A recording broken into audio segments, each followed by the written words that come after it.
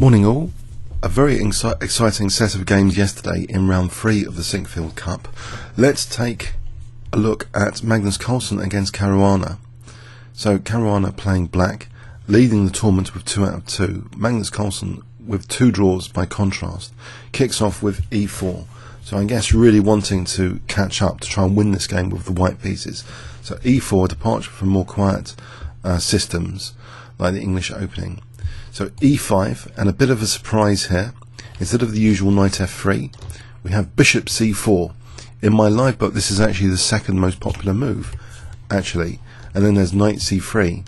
So that's, those statisticians might be interested in that. So the bishop's opening. Knight f6. There was an expression, knights before bishops, which was very, very popular. Coined by Tarash. I mean, he created a lot of other sort of quotations just to try and teach beginners. So here, why is the bishop developed before the knights? Well, it is eyeing f7. That could be useful later, but it could be subject to an attack in the center. And in fact, after d3, c6, there's an idea already to hit that bishop and gain some central influence. Now, white here is not in actually a great position to do anything about d5. This would happen anyway, even if knight c3 now. So we see actually knight f3 instead, putting pressure on e5. d5 is played and the bishop drops back. So here it looks as though it's interesting to take maybe and try and take the queen off. In live book here, this is very rarely played. Usually the top move is actually bishop d6, supporting the e5 pawn. The second most popular move was played bishop b4, check.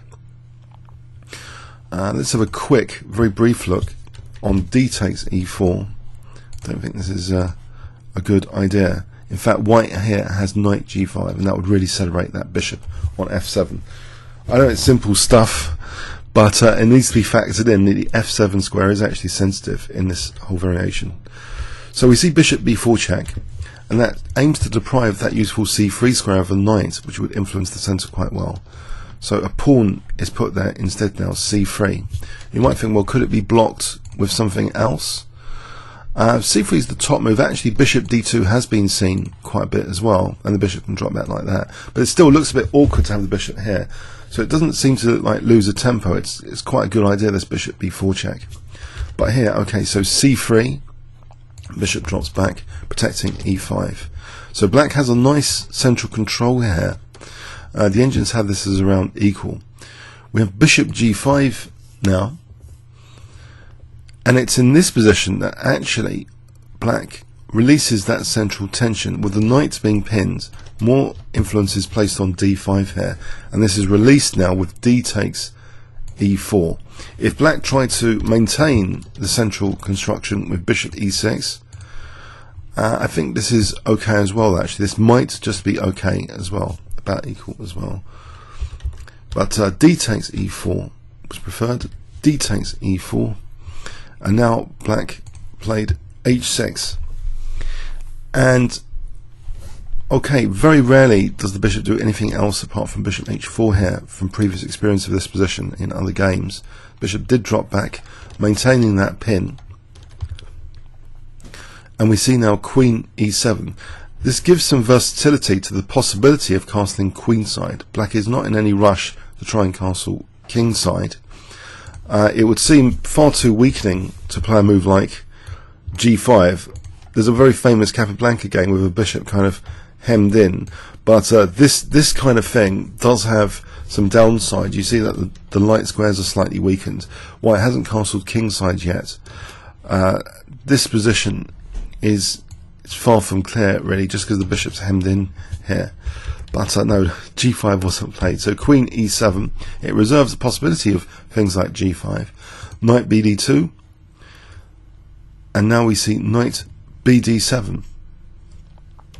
So black again waiting for the placement of his king here. Now, an interesting move in this position, usually, well, there's not too many games now, but in other games, apparently queen e2, knight c4, or castling has been seen. Bishop g3 seems to be a newish, relatively newish move. Not too many games at all with bishop g3. Does vacate that h4 square, which means that maybe knight h4 to f5 or even to g6 if black castles is useful. Let's have a quick look at this. If black just routinely castles here, then actually knight h4 is immediately threatening to win the exchange. Look at that pin on f7, immediately threatening to win the exchange. And this could be actually quite awkward for black, because also there's knight f5 here. The bishop is not controlling the f5 square. So what does black do in this position? That would run into knight f5 splat, really. It's losing the bishop. It will be quite unfortunate. So what would be the best move? It would be quite a bad position here if the queen has to go back. Knight g6, awkward to say the least. Knight c4, it starts to get quite awkward. But not necessarily terminal here. It just is awkward with this this tactical idea of knight g6. Okay, so black's not in a hurry to castle to justify this vacation of the h4 square. Black actually played here bishop c7. And we see now, without the king on g8, that knight h4 in this position, if it is played, could actually be parried with things like g6. There's no pin, there's no knight g6 here. So this could keep out the knight, and black could then play something like this, knight h5, and say something like this, knight c5, preparing to castle queenside, and maybe take here. And it just seems a very comfortable position. There's all sorts of interesting moves here. So getting that dark square bishop, getting the bishop pair, maybe b6, coming like this later, will be useful. So that will be a pleasant position. So white actually, after bishop c7, decided to castle. White just castled here. And we have knight h5 in this position. Very interesting, knight h5. So what is actually going on here? Tactically, you might think this is a loose piece. The knight on the rim is dim, as they say. Another little famous quotation. Well, can it be tactically punished? If knight takes e5, the best punishment here is actually knight takes e5. I'll just show you some alternatives. Because now, if queen takes h5, the queen is actually embarrassed with bishop g4 and trapped basically after queen h4 g5. Ouch. So that's the real refutation, just allowing the knight to be munched in the event of knight takes e5. We just take here. You might think knight takes g3. That runs into things like bishop takes f7. And if king here, then ouch, knight g6 check, forking king and queen. So this position is actually okay, apparently, for white. After knight g6, gets a bit hairy, knight takes. Say here, white's actually doing fine. But yeah, it doesn't work simply because knight takes e5. So if knight takes e5, black just plays knight takes e5 here. And this knight's not a problem. Any bishop takes here, queen takes. So looking at h2, protecting the knight. Okay, so that little trap is of course avoided. So we have h3 instead, and it looks a little bit on the awkward side to allow the double pawns, and it's a capture away from the center. And another little rule we hear a lot of the time in chess is not to have your pawns capture away from the center, but you want to ideally capture them towards the center. Here there's dynamic aspects, though. The double-edged sword property of chess dictates, anything like that. We need to investigate the pros and cons all the time to be objective. And here it's, the f file is amplified a bit. The f file is amplified for f7, that focal point for the bishop, and the rook to coordinate f file pressure. But is this really tactically at this moment significant?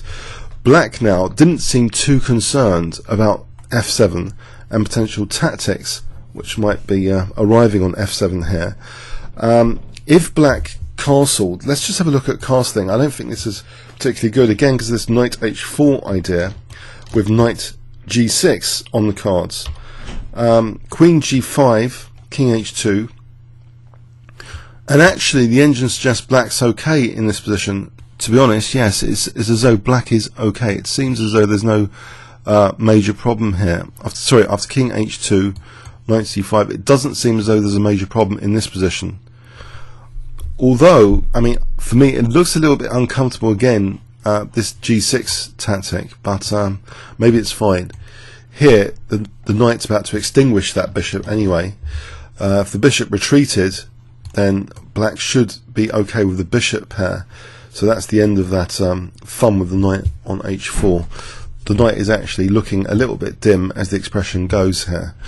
So okay, so knight c5 was played here, and a remarkable thing now happens, which is fairly committal. I wonder if you can guess it if I give you 10 seconds to pause the video.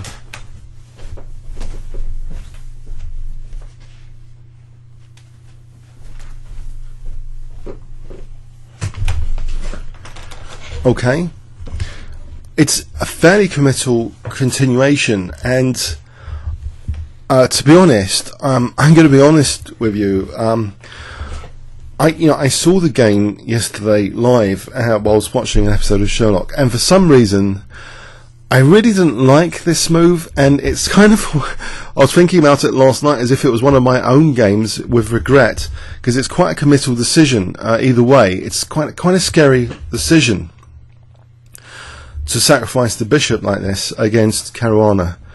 Caruana doesn't fear Magnus Carlsen one bit, it seems. He's one of the very few grandmasters, super grandmasters, that seems to just play chess. He's out there to play his best chess, accurate move after accurate move, etc. So I don't know if this was perceived as very frightening, particularly to Caruana. Let's see. Okay, there's a lot of branches here, obviously. Queen takes and king takes come to mind. King takes was actually in the game. Let's play queen takes and see, is there a drastic punishment? Knight takes e5 is a double attack. Okay. There's nothing clever here, or is there, with sacrificing the queen? Actually, the engine suggests sacrifice the queen with queen takes f1 as the best move, believe it or not. And after knight takes f1, white is actually better. So why is that the case? Well, I believe it might be something to do with this diagonal, actually. If we move the queen here, I think the classic queen h5 check, and it is a total f-file disaster, which will justify capturing a pawn away from the centre. The f-file dynamic play here actually seems totally crushing. This is butchery here. In this position, can win the rook, threatening now rook f7. That would be a knockout blow. But we have choices in chess to examine at every turn, usually. And here, okay, apart from these choices which look terminal, no, there's queen takes f7 and there's king takes f7. And this is what was played. And there's various branching factors here. Knight takes e5 does actually gain a pawn with check, but it does actually open up that bishop. So are there any other alternatives? There's knight g5, knight h4. Do these actually do anything? The engine suggests that certain depth 23, that this is actually the strongest. But let's have a look. Knight h4 check. The king can go here. We can have knight g6. And here things branch off a little bit like the game, where I think black has got things like queen d6, queen e8 and queen d8. They can both run into rook f8 check though, and I'm wondering about queen g5 here. It's interesting that it seems this is almost pushing some engines on brief analysis over the horizon, this sort of move, because it looks as though white's winning material on ha, but it kind of backfires really to win this material a little bit. After check here, if we win this rook, we lose the knight to the carnivorous king, and this is far from clear. But you'll note here that the bishop's closed in by its own pawn, and actually white stands apparently equal in this position, remarkably. After queen f1, offering knight, I know it's chaos, but there's a perpetual check line here. So queen f5, a mate is now threatened. This is chaotic, to take away f5 to avoid getting mated. So there's actually king h2 here, better than that. After knight takes e4, rook takes c7, and apparently this is equal. I know, it's mental, it's crazy. So knight h4 check is interesting. King here, knight g6. But I think black can improve actually. Instead of queen g5, apparently queen d6. And let's have a look at this check here. And if here, this is much better for white actually. So black should give up the queen here, rook with queen takes, knight takes, king takes, and after queen h5 it looks scary, but is it? The pawn is securing down these two squares. It looks as though black might have an edge here technically, but it is scary for white to have the queen. So it's an interesting relative to the game actually, this, with the pawn on e5 which closes in bishop. After king takes, knight h4 check, very interesting relative to the game. Just from a theoretical perspective, queen g5, yeah, it seems technically that white has a draw here, but this looks like the more ambitious idea to allow this rook f8 check here. If knight takes, then this is actually very good for black. After bishop e6, you see that knight's not going anywhere now. Say like this, and black is doing wonderfully, it seems, in this position. So maybe that's why Magnus was persuaded to take off on e5. So in the game, after king takes, he actually took off on e5. So there's some similar properties going on, but you see this bishop's been unleashed on this diagonal. We see king g8, knight g6. So this, again, this idea of rook f8. But now here, the engines do suggest very clearly that queen g5 is the way to go here, not giving up the queen with this line. This is offering white some chances after check, it would seem. After takes, white is actually might be doing actually quite well here. So it looks as though that's really scary. King g8 is actually possible here, because if queen takes, there's bishop b6 skewering the queen. But even so, this position, apparently this is okay for white, it seems. But no, black plays this move, this queen g5, which, as I say, it's kind of magical. It transforms the position a bit, I think, in black's favour. You'll see without the pawn on e5, this bishop's more aggressive. These bishops look quite fearsome against white's king, actually. And apparently Caruana is one of the best, players in the world with the bishop here on evidence, on recent evidence. So the check was played here. What else to play in this position apart from rook f8 check? I don't think there's much else. Knight takes could actually be, instead of just king takes, which is okay for black, there's bishop takes h3 here, with queen takes g3 to follow. This is pretty nasty stuff. What does white actually do here? Say queen f3, the bishop could just drop back and still munching this knight, just chips away at white's king.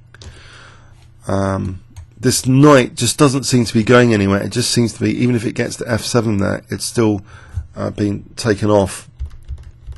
So that's an interesting resource. Bishop takes h3 in this position. So rook f8 check was played, king h7. And now there's two choices here, knight takes or rook takes, two main choices. In the game, knight takes was chosen by Magnus Carlsen. If he takes with the rook, king takes g6, and yeah, it looks as though white king is under fire here. This looks really dangerous, this stuff. What does white do here? Say knight f3, queen takes g3. Now threatening bishop takes h3, which will also hit the rook, by the way. So this position is very scary. Queen e1. I think black is doing very well here, at least equal. It's terrifyingly sharp though here with the check. King h5 apparently, and then something like rook b8 protects the rook, so unpins basically the bishop. And black will be okay. So this all stems from the idea of, in this position, of rook takes h8 check is interesting. The king coming out with king takes g6. It seems to be okay for black, or better for black, in fact. We had knight f3 there. I don't know if there's any other decent moves. It just seems scary for white's king, actually. So Magnus actually played knight takes h8. And now we have this double attack move, a very strong double attack move, it seems. But there's an alternative in a check as well. So there's two key moves to be explored, and it might turn out at certain depths that queen e3 check is the more accurate move here. But in the game we see bishop g4, so hitting the queen and hitting the rook here, and the knight after is not going anywhere. So it's both these pieces are actually being munched. This is an interesting thing. Even though you might be on the defensive, you can be on the carnivorous side with the opponent's attacking pieces here. Like this. This is a fantastic example. Both these pieces in real danger. So say takes here, black just takes, and then rook takes, and the knight's not going anywhere. And this is a huge advantage to black. Black's actually a piece up, carnivorous, eating all of white's attacking pieces. So Magnus has to protect the rook, it seems. There's not much other alternative other than protecting the rook. And now, okay, interesting position. Rook takes f8 seems an idea, with bishop takes h3 in mind. Let's have a quick look at that. It wasn't played. Rook takes, queen takes. So bishop takes h3 looks lucrative. There might be some other moves as well. This seems very pleasant, but is it enough? King f1, check. Let's see, is there any coordination going on here after queen takes? It's a bit murky actually, and here it's given as equal queen takes c5. I think there's lots of perpetual check possibilities arriving on the scene here, or queen here to here if that knight's taken. So okay, in the game we see actually after queen f1, knight d3. Also there's a knight hanging here. There's a lot being attacked. There's a rook hanging here, there's a knight hanging here, and black just casually plays knight d3. What on earth is going on, you think? Wow. If rook takes, let's have a look at rook takes. What was the game continuation? Queen takes was the game continuation. Rook takes a8. Actually doesn't do well apparently. Check. And if here, this is nasty, that's a mate in 2 after check. Queen h2, because the knight's actually sealing the entrance there. And if king h1, knight f2 check is nasty. If here, this is a mate in 6 with knight takes e4 check. Queen takes g3. So this, for example, like this, queen h2 again. So that's pretty nasty. It's to be avoided, basically. So white can't take the rook. Magnus can't take this rook on a8. And the other thing about knight d3, what if black had played queen takes d2? Then actually this would be a big improvement to take on a8. Apparently this is technically equal this position, believe it or not. I know it's crazy stuff. So anyway, this knight d3 was played. It was taken basically, and then black took on f8. So visually it looks as though white's under pressure. Black's pieces seem very aggressive. The knight's not going anywhere. Given that's the case, white has to really take this bishop now. Otherwise he's going to be material down. He's going to be a piece down. Okay, so he takes the bishop, and we see queen takes g4 here. There are some other alternatives in this position. After hg, king takes, just king takes might be okay as well. So for example like this, and it looks as though even though white's a pawn out, it's not a very healthy pawn structure at all, and this bishop and queen look very dangerous against white's king. So okay, so queen takes g4, sorry, after h takes g4, queen takes g4, white played knight f3, and we have queen takes g3, and again this knight is just not going anywhere. It's tempting to play this check. This check was played here, e5 check. King takes h8, and there does seem to be very dangerous threats like the check here and the rook swinging in some variations. In this position, the engine suggests rook f1 might be the most secure move. For example, check here, queen g4, threatening queen h5. Scary. White apparently has knight h2, so taking, say, queen takes, and black's still better here. This is uncomfortable. It's just something to bear in mind here in this position. But it seems e6 technically is favouring black a little bit more than before. The check, king h1, and now queen g4 here hits the pawn, and also this is still dangerous. Magnus went to protect the pawn here with queen d6 hitting the rook. Now if the pawn moved here to e7, let's have a look at this. Rook e8, rook e1, check forces knight h2. Now bishop c7 here forces g3, and we have queen f7. How is this pawn being protected here? I think it's dropping off. If queen e3, then bishop d6 is good if nothing else. But there's also check here. This is also unpleasant. And if king g1, bishop b6, if queen f3, we can take here as well and just come back for this pawn later after the exchange of queens. So this pawn seems to be a major liability actually in this position right now. So queen d6 was played, but still black's in the driving seat here.